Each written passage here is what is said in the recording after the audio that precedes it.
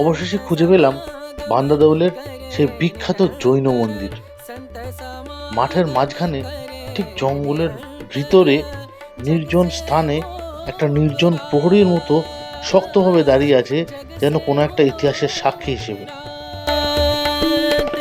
ব্রহ্মানন্দ পরম পদ পাবে ব্রহ্মানন্দ। বান্দাদেউলের এই জৈন মন্দিরে পাথরের খোদাই করা রয়েছে অনেক ইতিহাস।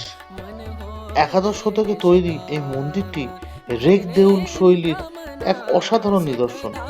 আশ্চর্যের বিষয় হলো এর চূড়ায় এক বিশাল আমলক, অর্থাৎ পাথরের গোলাকার খাঁজকাটা অংশ রয়েছে, যা সাধারণত ওড়িশার মন্দিরগুলোতে দেখা যায়। মানভূমের জৈন অতীত সম্পর্কে সকলের জানা উচিত। প্রাচীনকালে পুরুলিয়া এবং তার আশপাশের অঞ্চল মানভূম নামে পরিচিত ছিল, যা জৈন ধর্মের এক বড় কেন্দ্র ছিল। বান্দাদেউলের গর্ভগৃহ এখন ফাঁকা থাকলেও এটি আদতে একটি জৈন তীর্থঙ্করদের মন্দির ছিল বলে ইতিহাসবিদরা মনে করেন।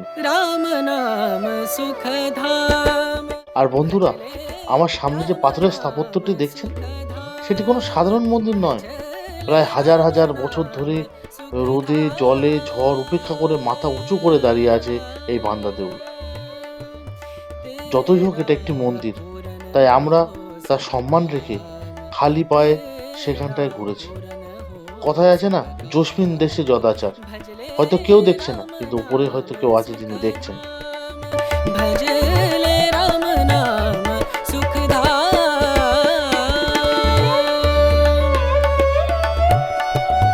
ভাবলে অবাক লাগে, একাদশ শতাব্দীতে যখন কোনো আধুনিক যন্ত্রপাতি ছিল না, তখন এত নিখুঁতভাবে এই বিশাল পাথরগুলো কিভাবে একটার পর একটা সাজিয়ে এইভাবে মন্দির তৈরি করা হয়েছিল।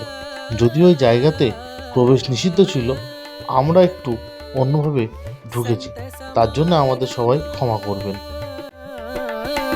সন্ত সমাগম সন্ত সমাগম সন্ত সমাগম করে নিরন্তর সন্ত সমাগম করে নিরন্তর जग से